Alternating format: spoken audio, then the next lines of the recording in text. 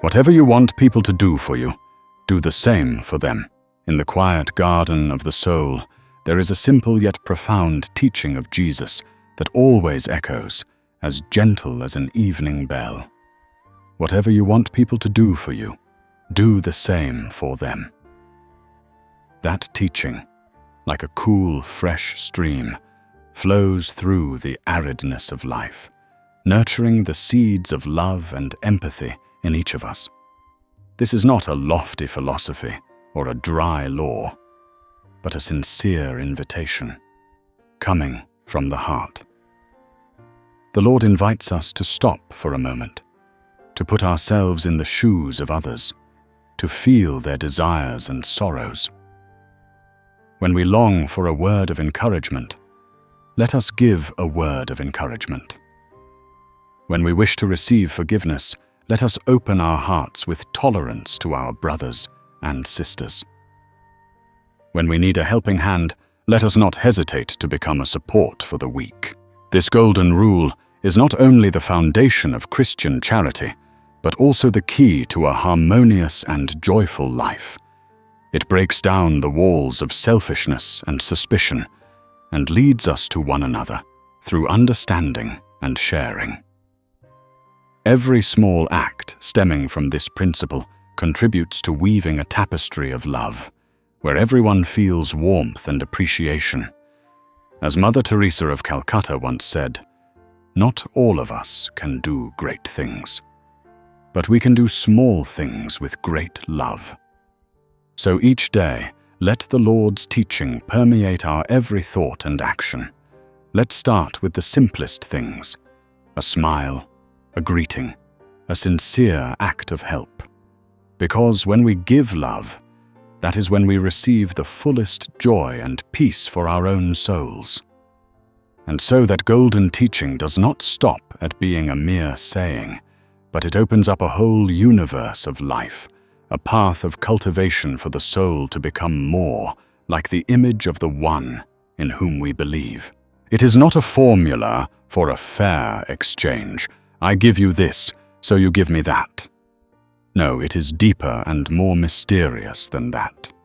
It is a journey into the very heart of compassion, where we realize that the joy of others is also our own joy, and their pain is also a part of the burden we are called to share. From that teaching, vibrant philosophies branch out like limbs from a sturdy root, each branch bearing fragrant flowers and sweet fruit for life. Before we begin, we kindly invite you to take a moment to subscribe to our channel to help spread this valuable content to your family and friends. We thank you. And now, we invite you to listen. 1. Empathy is the source of all action. Before making a judgment or doing anything, pause for a moment. Try to put on the other person's shoes and walk the path they are on. Truly valuable action comes not from cold reason, but from a heart that knows how to feel. One afternoon, Jesus and the Apostle Peter passed by a tax collector, sitting alone in a market corner, shunned by everyone. Peter uttered a contemptuous remark. "That man deserves it." Jesus gently asked, "Peter, have you ever felt lonely in a crowd? Have you ever longed for a kind look instead of words of judgment? Look into his heart, not his job. You will see a soul longing for acceptance, just like you." 2. Giving is a way of receiving in another dimension. When we give something with a generous heart, we lose nothing. On the contrary, our souls are filled with a richness that money cannot buy. The joy we kindle in others' hearts will return to warm our own souls. Beside the offering box in the temple, the apostles saw a poor widow put in 2 small coins. Andrew wondered, "Teacher, what is the meaning of such a small amount?" Jesus replied, "Truly I tell you, this poor widow has put in more than all the others. For they gave out of their wealth, but she, out of her poverty, put in everything, all she had to live on. The richness she receives back is not money, but a peaceful soul for having shared to her utmost. 3. Justice must be tempered by mercy. If we desire mercy when we stumble, we must know how to offer that mercy when faced with the faults of others. A justice devoid of compassion is just another form of cruelty. They brought before Jesus a woman caught in the act of adultery. They said, "Teacher, the law of Moses commands us to stone such a woman. Now what do you say?" Jesus bent down, and after a moment he looked up and said, "Let any one of you who is without sin be the first to throw a stone at her." He did not deny the law, but he invited them to examine themselves, to practice a kind of justice that stems from humility and the desire to receive forgiveness for oneself. 4. The ripple effect of a kind act. A small act of kindness, though it may seem insignificant, has the power to create waves of love that spread far and wide, beyond our sight. On the dusty road back to the village, Jesus stopped to ask for some water from a well and gave it to a thirsty child. The child's mother, moved by this simple gesture of care, later that evening shared her family's meager meal with a strange traveler. The traveler, after being helped, used his strength to help another family fix their broken cart. Jesus said to the Apostle John, "You see, just a cup of cool water, if given with a whole heart, can quench the thirst of many." 5. Seeing the divine image in every person. To treat others as we wish to be treated, we must practice seeing a spark of the divine, a sacred beauty in everyone, regardless of who they are, where they come from, or what they have done. The apostles were arguing about who was the greatest in the kingdom of heaven. Jesus called a little child over, had him stand among them and said, "Unless you change and become like little children, you will never enter the kingdom of heaven." When you look at this child, do you see weakness or do you see the pure trust that the Father in heaven sees? Learn to see others through the Father's eyes, and you will know what to do. 6. Forgiveness is freeing oneself. Holding on to resentment is like drinking poison yourself and expecting the other person to die. When we forgive others as we wish to be forgiven, we are freeing ourselves from the chains of bitterness and suffering. Peter came to Jesus and asked, "Lord, how many times shall I forgive my brother or sister who sins against me? Up to 7 times?" Jesus answered, "I tell you, not 7 times, but 77 times." Then he told the parable of the unmerciful servant, showing that refusing to give the forgiveness that one has received so abundantly is a prison of one's own making. 7. The courage of proactive love. This philosophy is not passive. It doesn't just mean do no harm. It requires us to be brave, to actively seek opportunities to do good, to light a candle where darkness reigns. An expert in the law asked Jesus, "And who is my neighbor?" seeking an excuse for his indifference. Jesus told the story of the Good Samaritan, who not only passed by, but proactively crossed the road, bent down to care for an injured man, who was an enemy of his people, and even paid for his treatment. The call is not to wait to be asked, but to act proactively on the needs we see. 8. Listening is an act of love. Often, what others desire most is not advice or material help, but simply to be heard, to be understood. Giving someone your presence and a listening ear is one of the most profound ways to do for them what you would want others to do for you. When Jesus visited the home of the 2 sisters, Martha and Mary, Martha was busy with all the preparations, while Mary sat at the Lord's feet, listening to what he said. When Martha complained, Jesus gently said, "Martha, Martha, You are worried and upset about many things, but few things are needed, or indeed only one. Mary has chosen what is better. He showed that sometimes the greatest act of service is a full presence and a listening heart. 9. Build bridges, not walls. Our natural instinct is to want to belong, to be welcomed and accepted. Therefore, our actions should aim to break down the barriers of prejudice and hatred and to build loving, open-armed communities.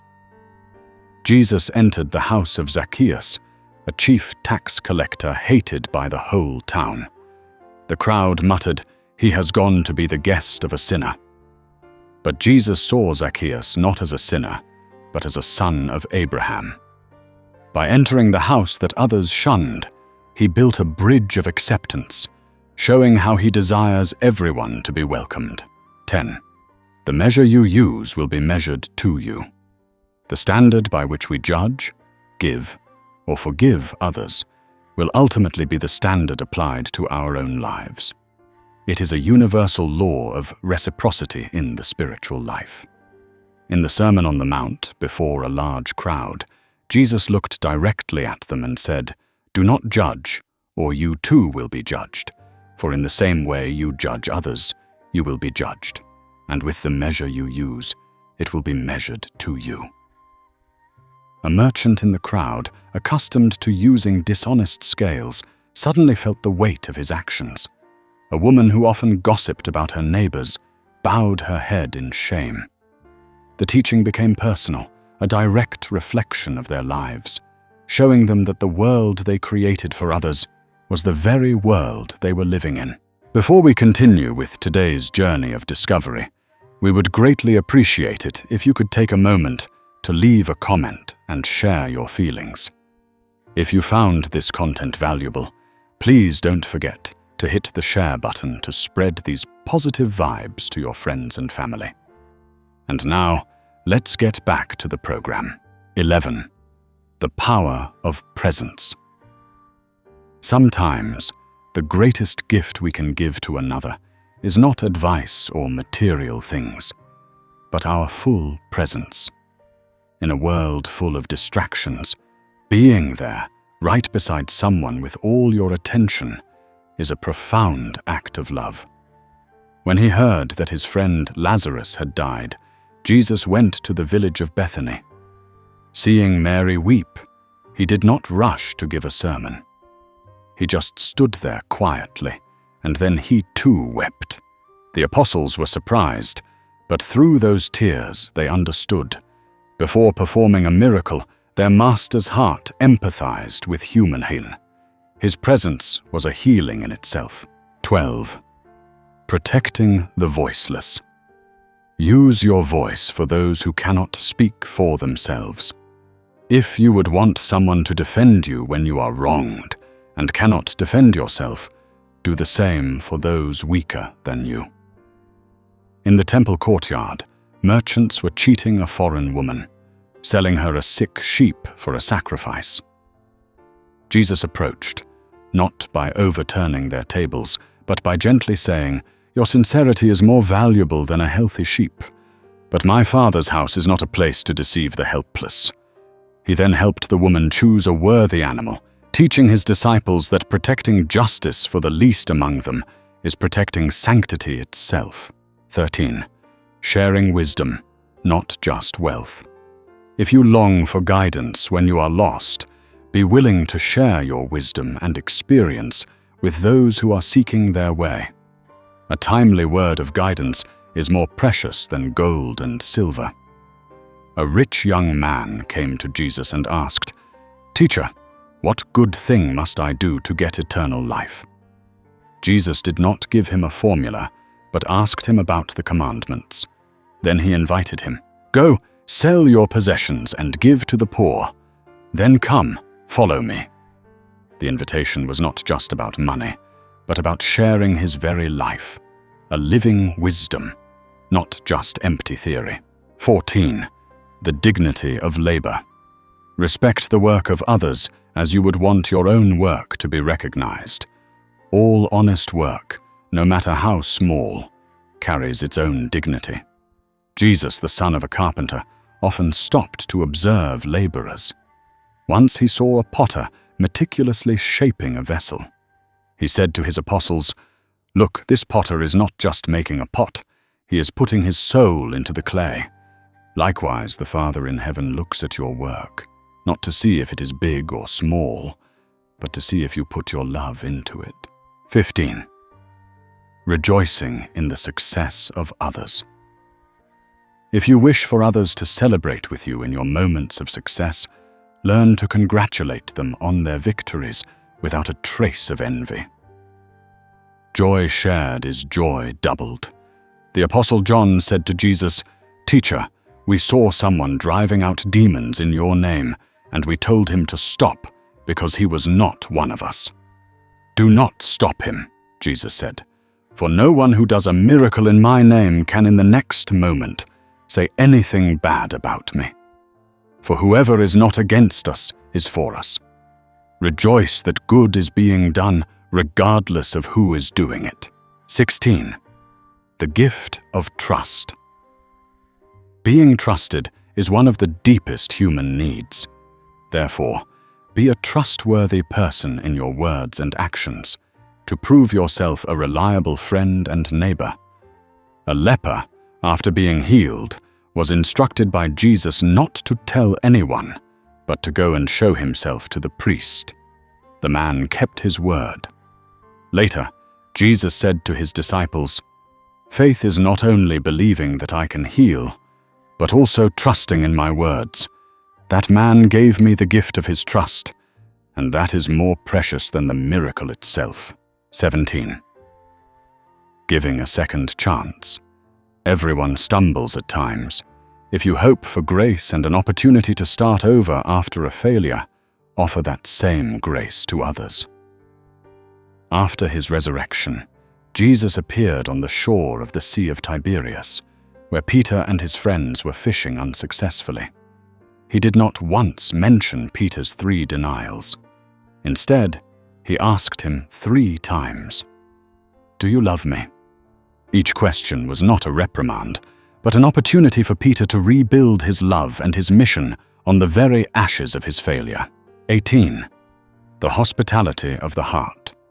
True hospitality does not lie in lavish feasts, but in opening one's heart so that others feel truly welcomed and safe. Jesus and his disciples went into a Samaritan village, but the people there did not welcome them. The apostles James and John were angry and said, "Lord, do you want us to call fire down from heaven to destroy them?"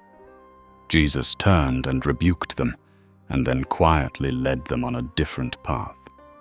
He taught that even when rejected, our hospitality must be shown through gentleness and non-retaliation. 19. Speaking the truth in love. If you need to hear a difficult truth, you would want it to be spoken gently and for your benefit. Therefore, when you have to correct or confront someone, let love be the motivation and guide for your words. When he saw the disciples arguing about who was the greatest, Jesus did not scold them for being arrogant. He quietly went and washed the feet of each one, including Judas. That action was a truth spoken without words. The greatest is the one who serves. It was more powerful than any rebuke because it was spoken with ultimate love and humility. 20. The sanctity of a promise. Treat your promises as a sacred covenant. If you want others to keep their word to you, be a person who never breaks a promise, even in the smallest matters. Jesus promised his disciples that he would meet them in Galilee after his resurrection. Amidst their confusion, fear, and doubt, that promise was an anchor, and he kept his word. The meeting in Galilee was not just an event, but a profound lesson in God's faithfulness, teaching them that every promise built on love will be fulfilled. 21. Bearing burdens together. When you are overwhelmed, you long for someone to help share the burden. Be that person for others. A burden shared is a burden halved. On the way to Jerusalem, the crowd following them was very tired and hungry. Andrew said, "Here is a boy with 5 small barley loaves and 2 small fish, but how far will they go among so many?" Jesus did not see it as little. He took it, gave thanks, and invited the disciples to distribute it together. The miracle was not just the multiplication of the loaves, but that when everyone shared the little they had, all were satisfied. 22. Seeing potential, not just flaws. Look at others and see not just who they are now, but who they have the potential to become. If you want someone to believe in you, you must first believe in them. When Jesus called Matthew the tax collector, everyone saw only a sinner, a traitor. But Jesus saw a future apostle, an author of a gospel. He ate at his house among those rejected by society and declared, "I have not come to call the righteous, but sinners." He saw a jewel in the mud. 23. Humbly learning from anyone. If you wish to grow in wisdom, you must be humble enough to learn from anyone, even those you consider lesser than yourself. Every person is a teacher of something. A Roman centurion came to Jesus, asking him to heal his servant, and said, "Lord, I do not deserve to have you come under my roof, but just say the word, and my servant will be healed." Jesus turned to the crowd and said, "Truly I tell you, I have not found anyone in Israel with such great faith." He publicly learned from and honored the faith of a Gentile. 24. Generosity of spirit. This goes beyond material giving. It means being generous with praise, encouragement, and always assuming the best of others, just as you hope to receive. When a sinful woman poured expensive perfume on Jesus' feet, the disciples criticized the waste. But Jesus defended her. "She has done a beautiful thing to me. She did what she could." He was generous in interpreting her action in the most positive light, teaching us to look at the loving heart behind every gesture. 25. Peacemaking. If you long to live in a harmonious environment, be an agent of reconciliation, not an instigator of conflict.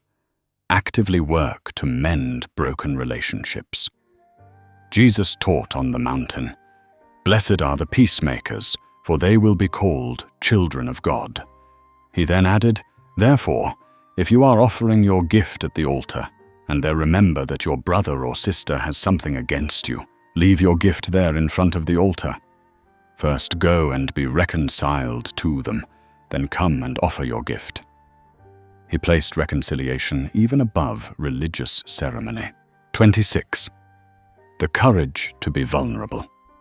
Asking for help is not a weakness. If you want someone to be there for you in your moment of need, you must have the courage to admit your own vulnerabilities and allow others to help you. In the Garden of Gethsemane, amidst his ultimate anguish, Jesus did not hide his fear. He said to his closest disciples, "My soul is overwhelmed with sorrow to the point of death.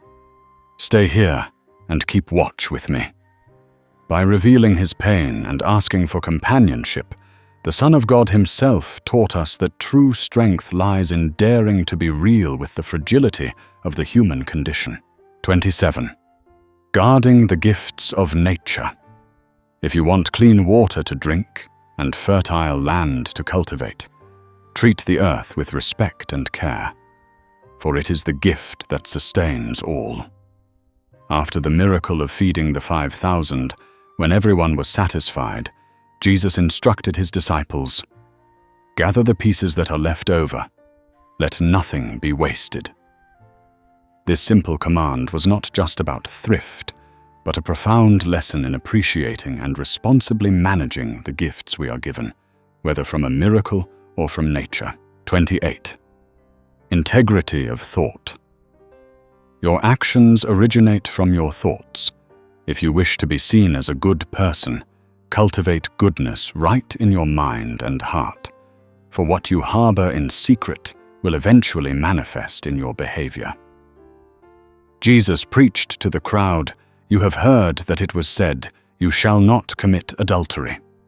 But I tell you that anyone who looks at a woman lustfully has already committed adultery with her in his heart." He elevated the moral rule from external behavior to its very root, internal intention, inviting a purification of thought. 29. Patience with growth. You would not want someone to give up on you while you are still learning and growing. Therefore, be patient with the slow progress of others, offering them encouragement instead of condemnation. The disciples repeatedly misunderstood Jesus' teachings about the kingdom of heaven. Instead of getting angry, he patiently told them another parable, and then another, using different perspectives to help them grasp the truth for themselves. His patience was an expression of a love that believes in the development of others. 30. The legacy of love. Ultimately, what you want to leave behind is a legacy of having made this world a little better. The most sustainable way to do this is to always act out of love, creating a chain of positive actions that will continue long after you are gone. At the Last Supper, on the night before his passion, Jesus gave his disciples his final testament. "A new command I give you. Love one another. As I have loved you, so you must love one another. By this everyone will know that you are my disciples, if you love one another."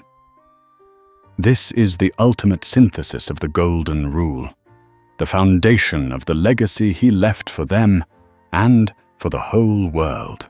Before we continue with today's journey of discovery, we would greatly appreciate it if you could take a moment to leave a comment and share your feelings.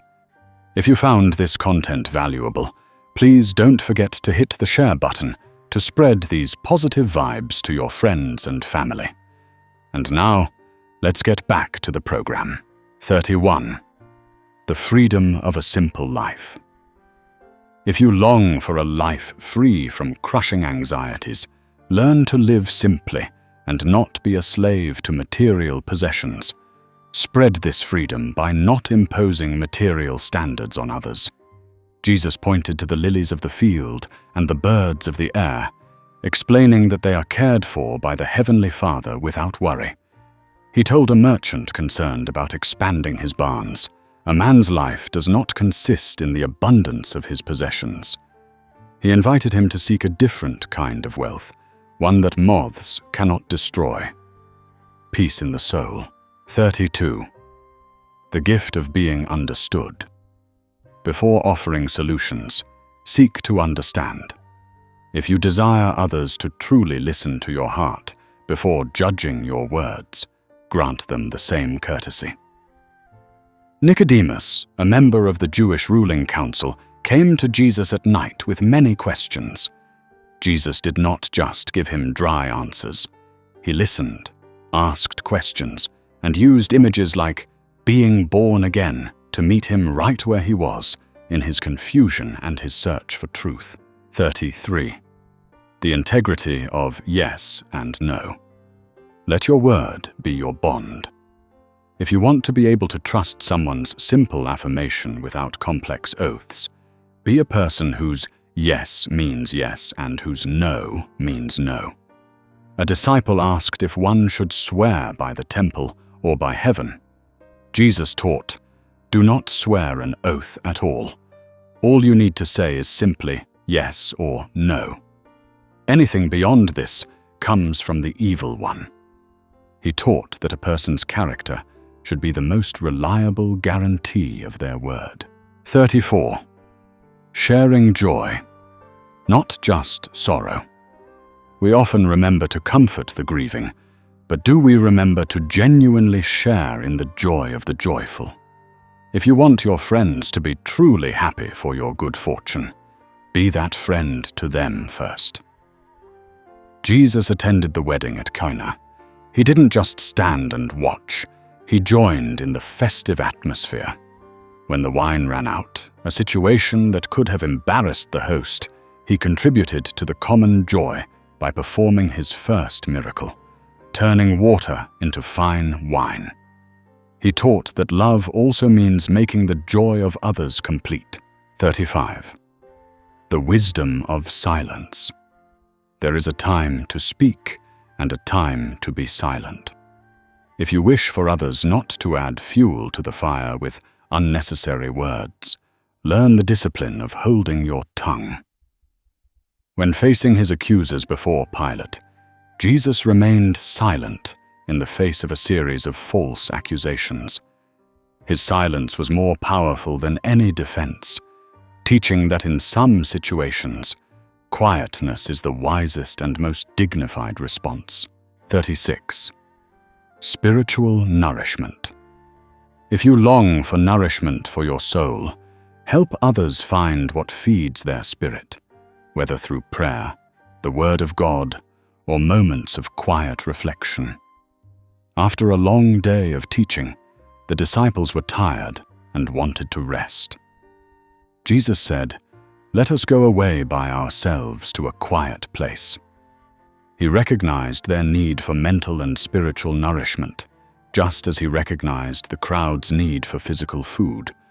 He taught that caring for the inner life is as important as caring for the body. 37. Looking beyond labels. Society puts many labels on people: sinner, foreigner, unclean. If you want to be seen for who you are, beyond those labels, strive to see the individual person behind the label society has placed on them. The encounter of Jesus with the Samaritan woman at the well is a testament to this. He broke many social and religious rules to speak with her, not seeing her as a Samaritan or a sinful woman, but as a soul thirsting for living water. 38. The grace of keeping no record of wrongs. True love does not keep a list of mistakes. If you long to be loved unconditionally without being judged by your past, then love others in that way. After his resurrection, Jesus met the very disciples who had abandoned him. There was not a word of blame, no settling of accounts for their failure. Only the blessing of peace, shalom, and a new mission. It was a complete wiping of the slate, a lesson in a love that never remembers wrongs. 39. The power of a shining example. Your actions have a greater impact than your words. If you want to inspire others to live better, live a life worthy of imitation. Jesus told his disciples, "You are the light of the world. A town built on a hill cannot be hidden. In the same way, let your light shine before others, that they may see your good deeds and glorify your Father in heaven." The emphasis is on doing so that others may see. 40. Gratitude as a lifestyle. If you appreciate being thanked for your efforts, cultivate a spirit of gratitude and express it freely to others for the big and small things they do. Jesus healed 10 lepers. Only one, a Samaritan, returned to give thanks. Jesus asked, "Were not all 10 cleansed? Where are the other 9? He emphasized the importance and rarity of a grateful heart. 41. Cultivating inner peace. If you long for a calm and peaceful heart, you must first cultivate it from within, and only then can you offer that peace to others. You cannot give what you do not have. Amidst a fierce storm at sea, the disciples were terrified while Jesus slept peacefully. He calmed the storm, but the real lesson was the peace he possessed before the miracle. A peace that came from unshakable faith, and then he gave that peace to the sea and to the hearts of men. 42. The dignity of choice, free will. If you value the freedom to make your own choices, respect the right of others to do the same, even when you disagree with them. True love does not coerce. Jesus invited the rich young man to follow him, but when the man went away sad, Jesus did not hold him back or force him. He respected his choice, however sad the outcome. He taught that love must go hand in hand with freedom. 43. Investing in people. Material wealth will fade, but the impact you have on a person's life lasts forever. If you want others to invest their time and faith in you, invest your time and faith in others. Jesus spent 3 years pouring his heart and soul into 12 ordinary men. His work was not building monuments, but building people. That is his most enduring legacy. 44. The courage to be different. If you wish to be accepted for your own convictions, grant others the space to hold their beliefs without demanding they conform to yours. When Jesus' teaching became difficult, "Whoever eats my flesh and drinks my blood," many of his disciples turned back. He turned to the 12 and asked, "You do not want to leave too, do you?" He gave them the freedom to leave, affirming that true faith must be a choice, not the result of peer pressure. 45. The healing power of touch. A gentle touch can convey more love and acceptance than 1,000 words. If you long for comfort in times of sorrow, do not underestimate the power of a reassuring physical presence for others. Jesus repeatedly touched those whom society considered untouchable: lepers, the sick, the dead. When he healed Peter's mother-in-law, the Bible records that he took her by the hand. It was a personal, simple act of connection that preceded the healing itself. 46. Encouraging hidden talents. Everyone has gifts. If you want someone to see your potential and encourage you to use your talents, be an encourager who helps others discover and use their own gifts. In the parable of the talents, the master entrusted his property to his servants. He rewarded those who used and multiplied their talents, whether many or few, and rebuked the one who buried his talent out of fear. The message is to activate the potential you've been given and help others do the same. 47. The humility of service. Perform acts of service not to be recognized, but out of love. If you wish to receive help quietly, offer your help silently and without seeking praise. Jesus taught, "But when you give to the needy, do not let your left hand know what your right hand is doing, so that your giving may be in secret." This is a call to service detached from the ego, a pure act for the sake of others. 48. The chain of mentorship. If you have benefited from a mentor who guided you, pass that gift on by mentoring someone who is coming after you. Jesus said to Peter, "Simon, Simon, Satan has asked to sift all of you as wheat, but I have prayed for you, Simon, that your faith may not fail. And when you have turned back, strengthen your brothers." He was giving Peter the mission to become a guide for others after he recovered from his own failure. 49. The perspective of eternity. When you are overwhelmed by temporary problems, you wish someone would remind you of the bigger picture. Offer that perspective to others, helping them to see beyond the crisis of the moment. Martha was worried about serving, a matter of the moment. Jesus gently reminded her that Mary had chosen what is better, the one thing needed to focus on the eternal. He did not belittle Martha's work, but he reoriented her perspective. 50. Love is the ultimate law. All rules, all philosophies are ultimately fulfilled in a single act: to love. If you wish to be treated with a love that transcends all rules and expectations, then make love the guiding principle for all your thoughts, words, and actions.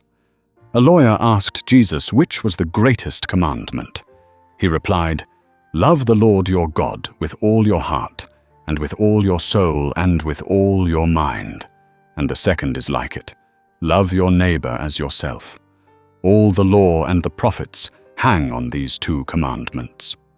He condensed everything into this ultimate and all-encompassing philosophy. Before we continue with today's journey of discovery, we would greatly appreciate it if you could take a moment to leave a comment and share your feelings. If you found this content valuable, please don't forget to hit the share button to spread these positive vibes to your friends and family.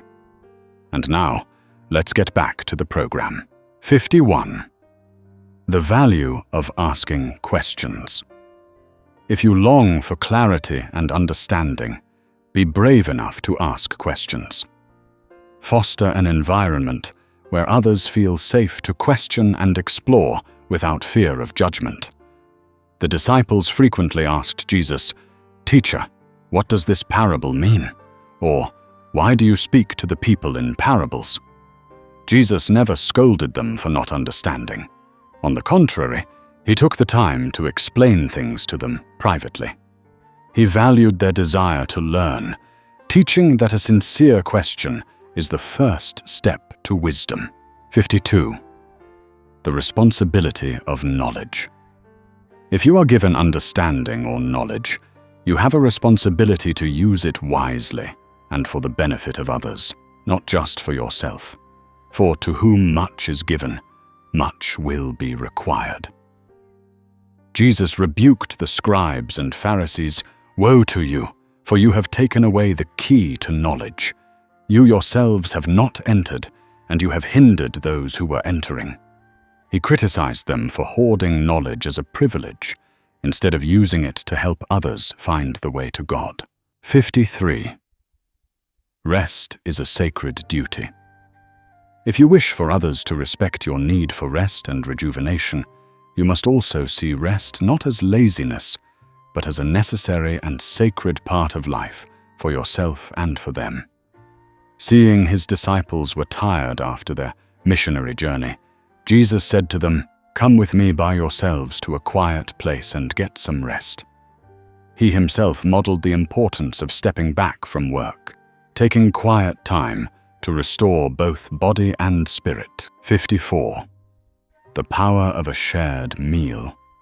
Sharing food is a profound act of communion and acceptance.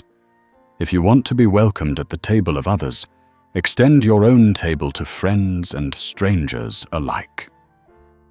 The story of Zacchaeus is a prime example. Jesus invited himself to his house.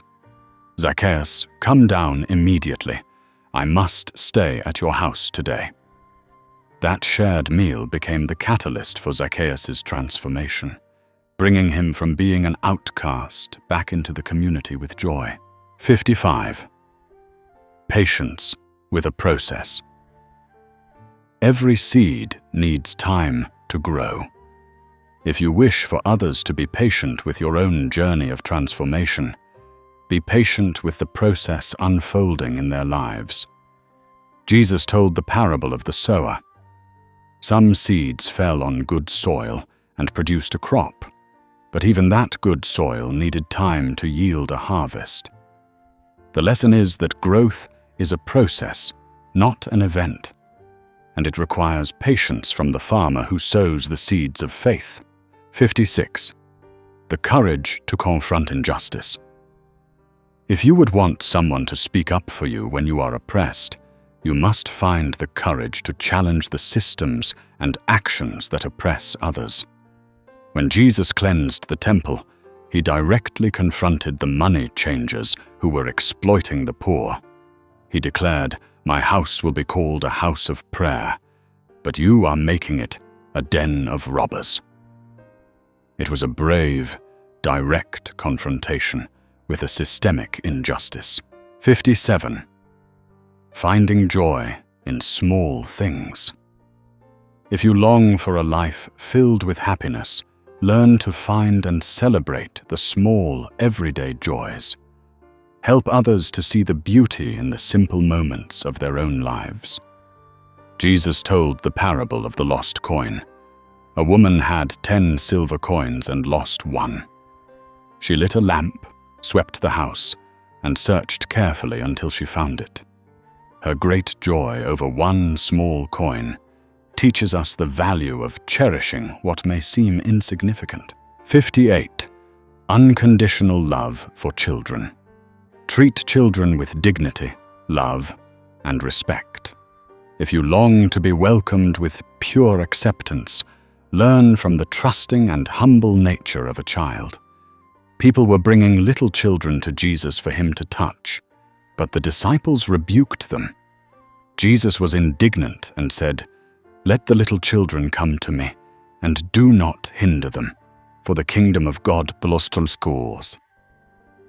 to such as these." He taught that the door to the kingdom of heaven requires a heart as simple as a child's. 59.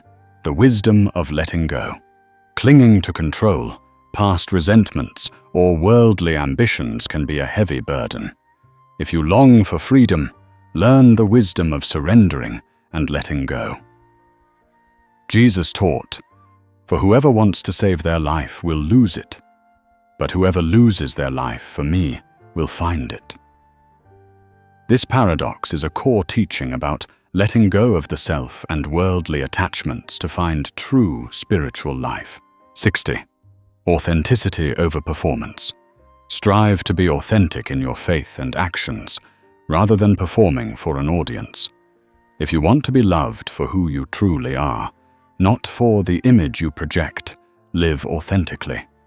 Jesus criticized the hypocrites who love to pray, standing in the synagogues and on the street corners to be seen by others. He contrasted that with the person who prays sincerely in a private place, teaching that God values authenticity more than public display. 61.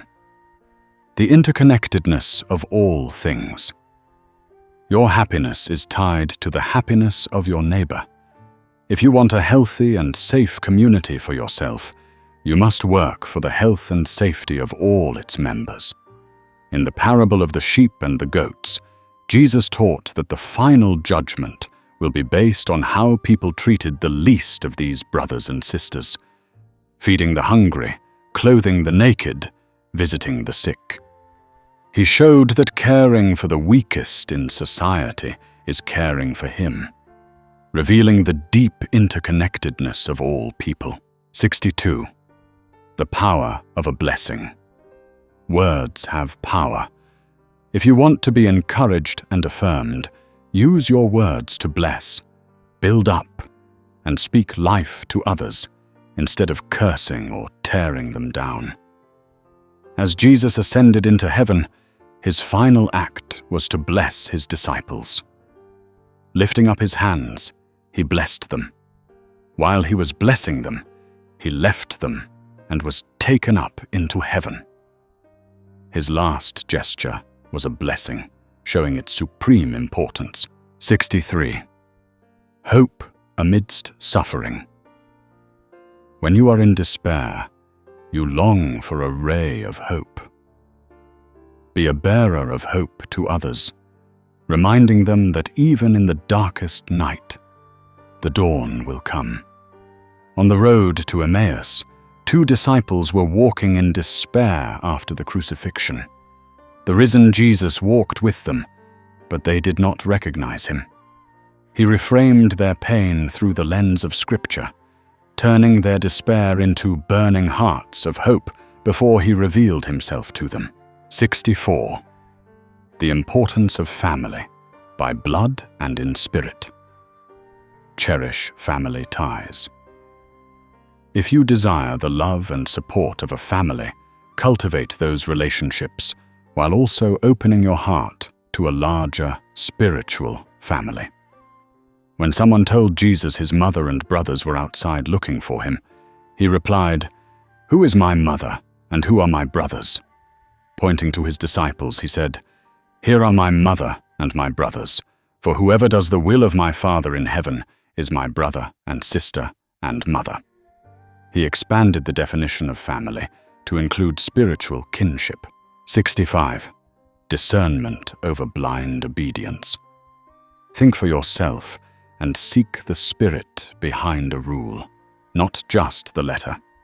If you long for the freedom to act wisely, grant others the same and encourage them to use their own discernment. The Pharisees challenged Jesus because his disciples were picking grain to eat on the Sabbath.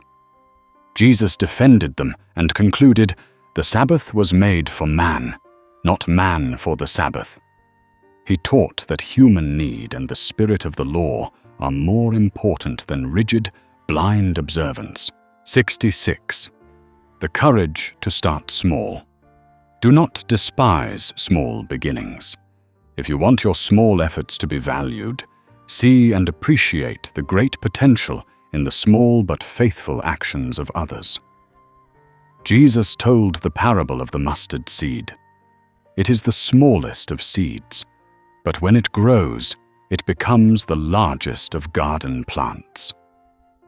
He used this image to teach that the kingdom of God and any great work often begins with something that seems insignificant. 67.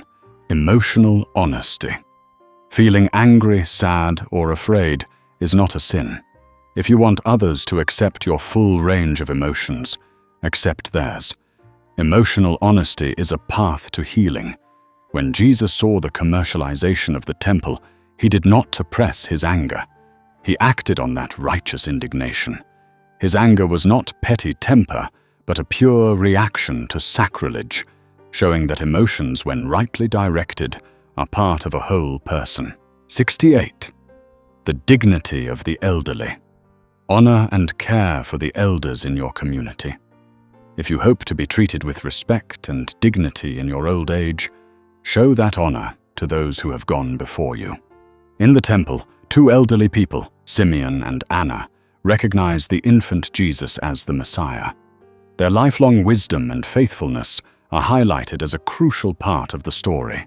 By being presented to them, Jesus honored their role and their patient waiting, showing that the elderly hold a vital place in the community of faith.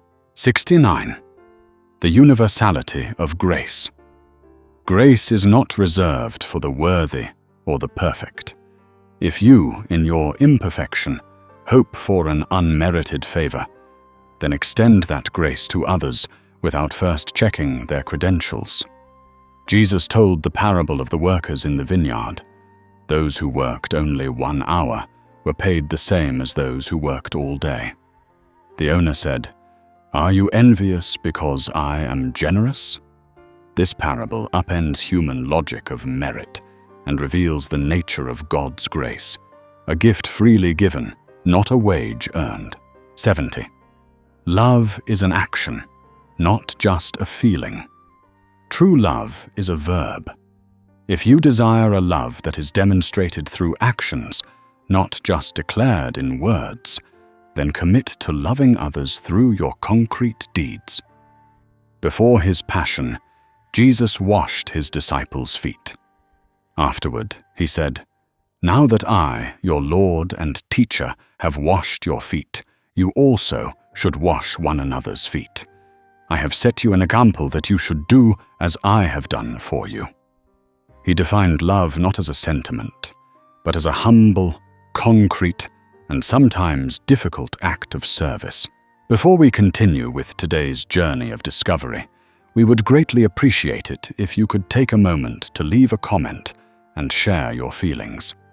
If you found this content valuable, please don't forget to hit the share button to spread these positive vibes to your friends and family. And now, let's get back to the program. 71. The power of a name. Remembering and using a person's name is a simple yet profound way to acknowledge their uniqueness and worth. If you appreciate being called by your name, make an effort to learn and use the names of those you meet. When Jesus saw Zacchaeus in the tree, he didn't just say, "Hey, you." He called him by name. "Zacchaeus, come down immediately."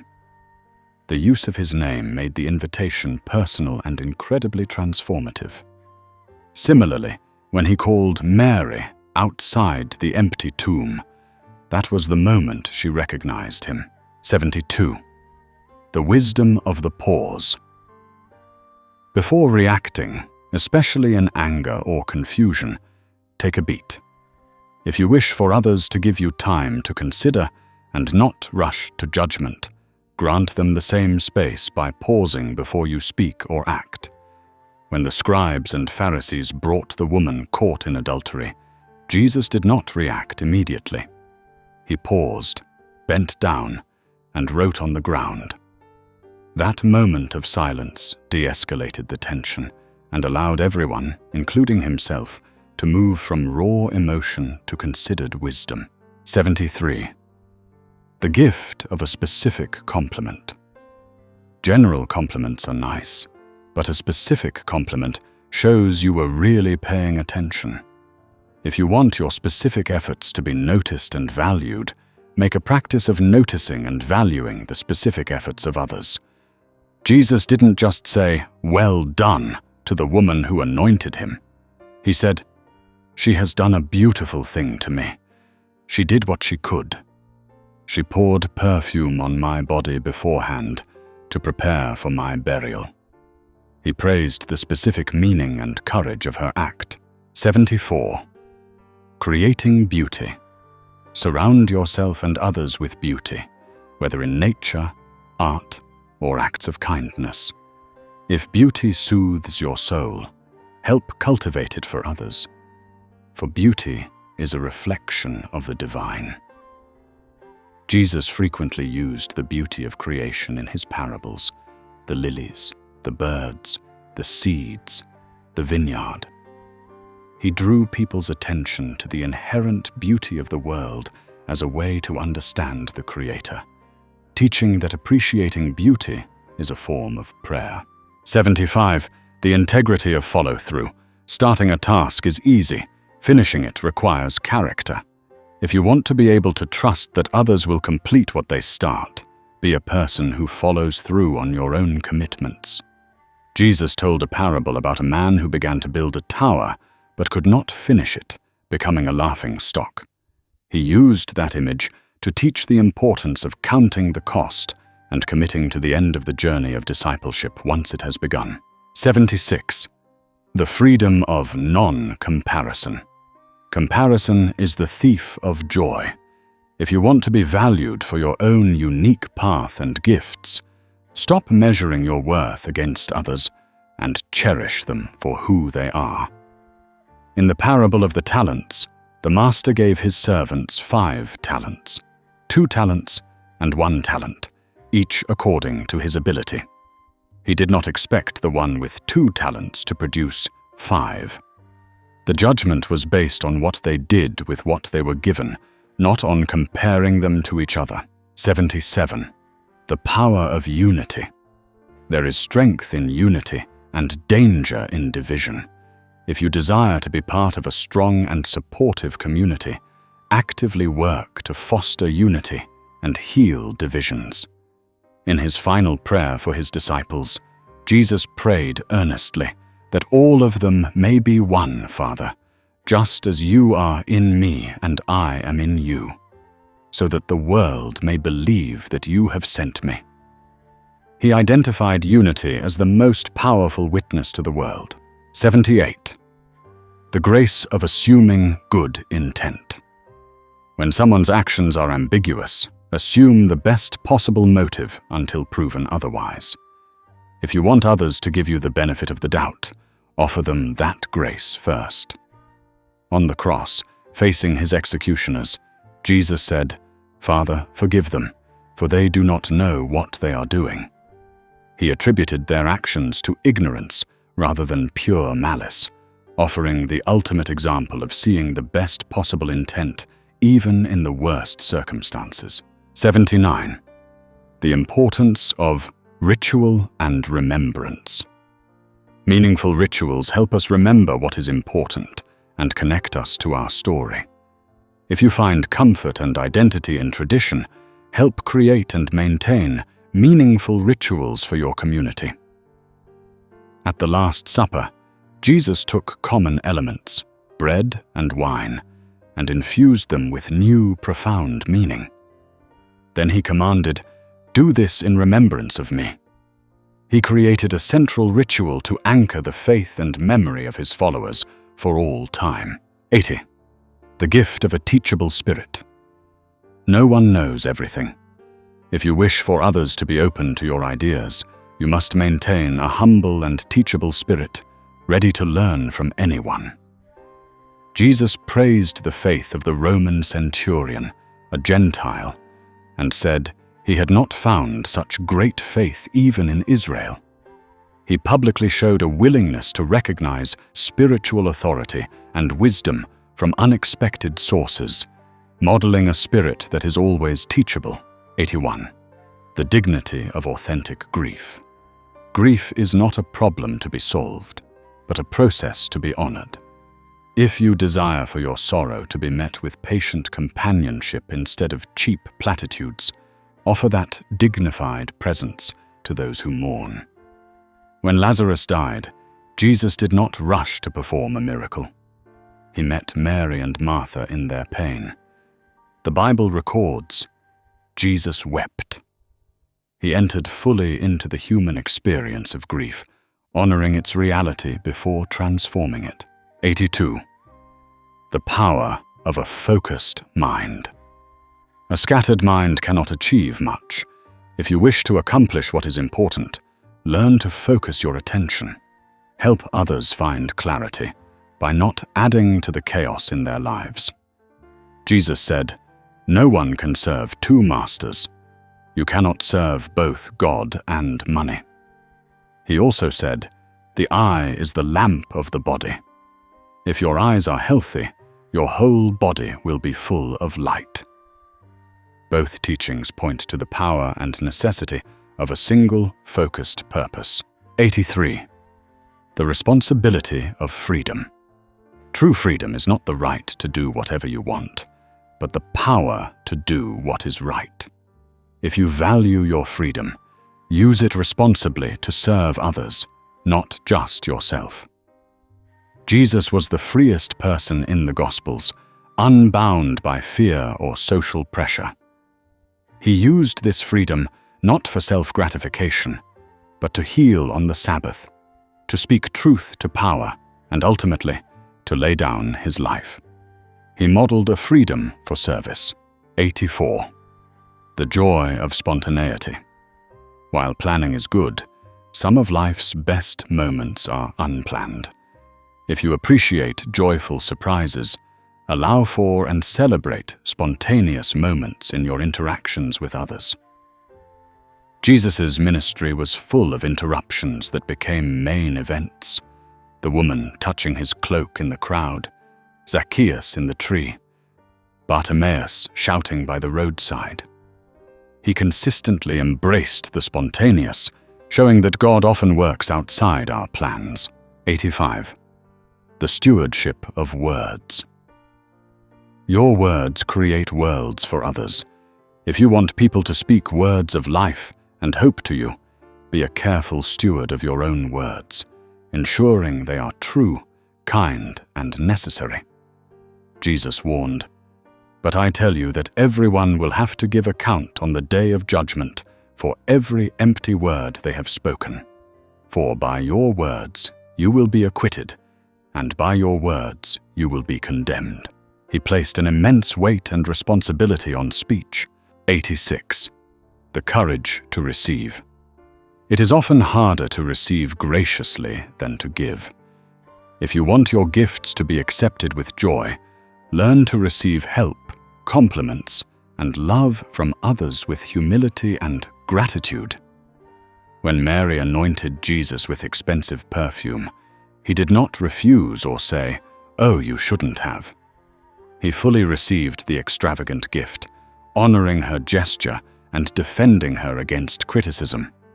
He modeled how to receive a gift of love gracefully. 87. The value of solitude. To connect meaningfully with others, you must first connect with yourself and with God. If you want others to bring their best, most centered selves to you, you must cultivate your own inner life through solitude. The Gospels repeatedly note that Jesus often withdrew to lonely places and prayed. Before major decisions or after draining ministry, he actively sought solitude to reconnect with his source of strength, the Father. 88. The ripple effect of faith. Your belief can empower others.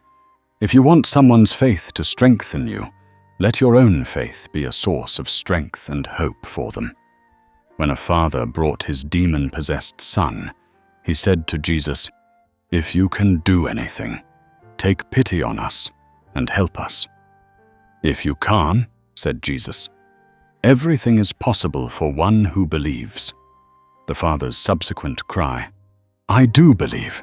Help me overcome my unbelief," shows how Jesus used faith to spark more faith. 89. The practice of mending. It is easier to throw away what is broken than to fix it. If you want to be helped and healed when you are broken, commit to the patient work of mending broken things, broken relationships, and broken people. Jesus' entire ministry can be seen as an act of mending.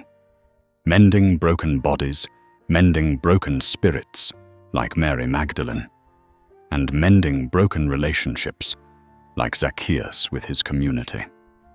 He was not one to discard, but the great physician who mends. 90.